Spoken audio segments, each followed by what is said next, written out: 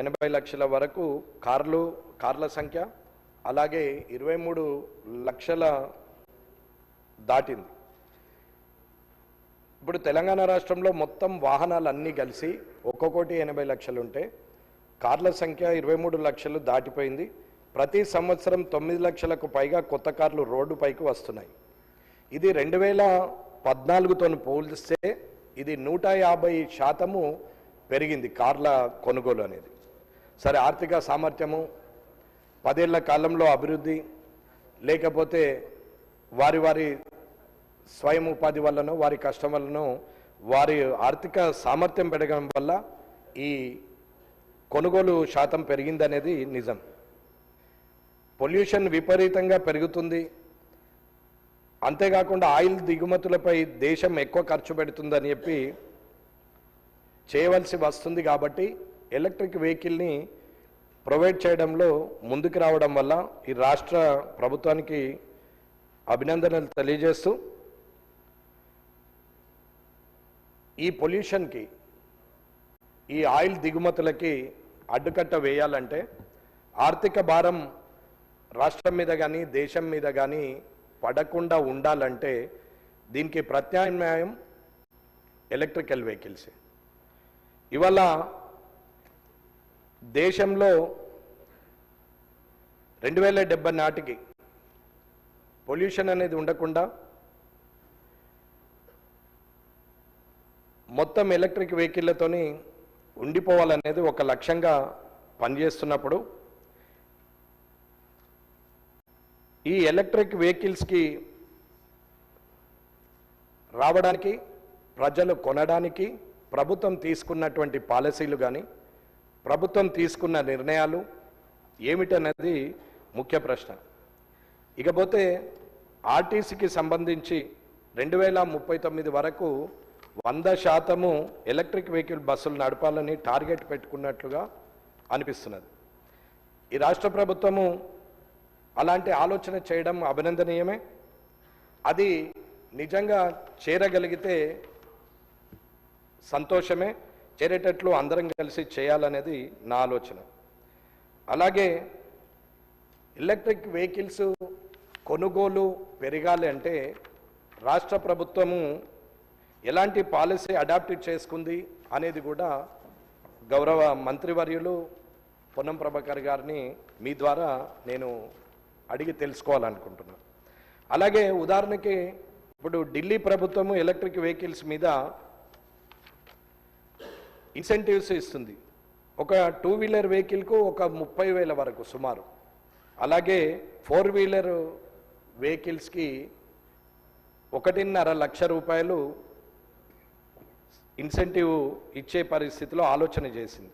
అట్లాగే central government కూడా, కేంద్ర ప్రభుత్వం కూడా PM E-డ్రైవ్ స్కీమ్ కింద ఎలక్ట్రిక్ 2 వీలర్స్ కానీ 3 వీలర్స్ కానీ 4 వీలర్స్ కానీ సబ్సిడీ ఇస్తుంది. అలాగే road tax, registration tax 100% free ఉంటుంది.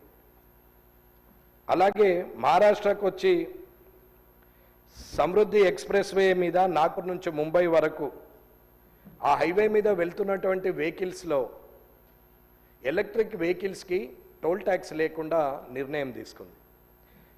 అలాగే తెలంగాణలో కూడా వెహికల్ పర్చేజ్ మీద సబ్సిడీ ఉందా లేదా, ఒకవేళ కొనుగోలు ఎలక్ట్రిక్ వెహికల్ ఎక్కువ చేయాలి అని అనుకుంటే మనం ఎలాంటి పాలసీ తీసుకొస్తే హైదరాబాద్లో పొల్యూషన్ నుంచి బయటకు వస్తాము అనేది కూడా ప్రభుత్వం ఆలోచించాలనేది నేను కోరుకుంటున్నాను.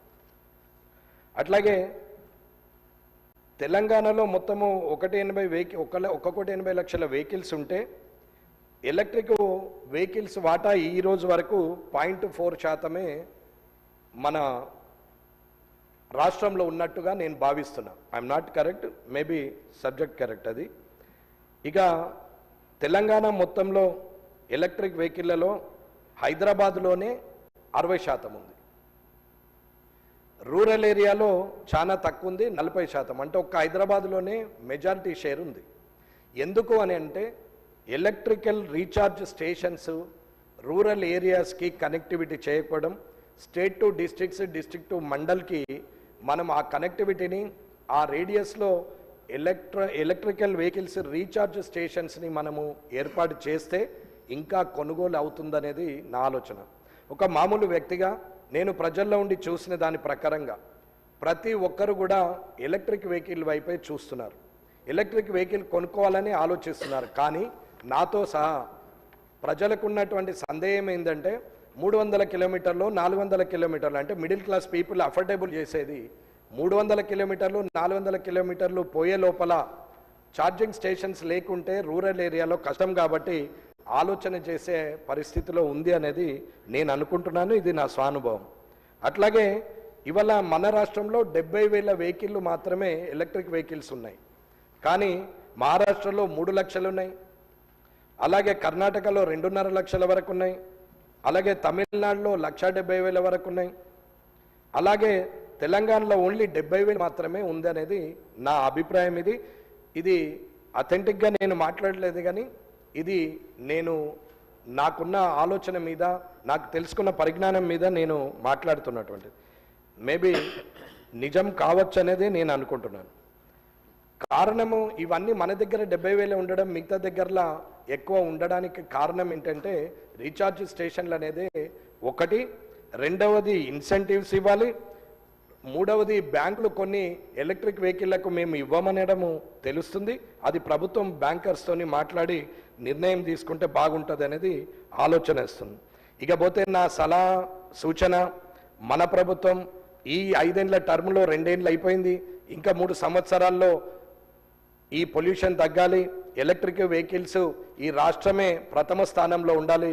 భారతదేశంలో తెలంగాణ రాష్ట్రంలోనే అతి ఎక్కువ సేల్ ఉన్నటువంటి రాష్ట్రంగా ఉండాలి. ఎందుకంటే అత్యంత ఉన్నతమైన ధనవంతుల వెహికల్స్ అన్నీ కూడా మొట్టమొదటగా హైదరాబాద్లోనే సేల్ అవుతాయి. కాబట్టి ఇవాళ ఎలక్ట్రిక్ వెహికల్స్ మిడిల్ క్లాస్కి below middle class poverty line వాళ్ళకి ఇవాళ అవకాశం ఉంది. కాబట్టి దయచేసి ప్రభుత్వము నేను ఇచ్చే సలహాను సూచనగా తీసుకొని మీరు నిర్ణయం తీసుకుంటారని అనుకుంటున్నాను.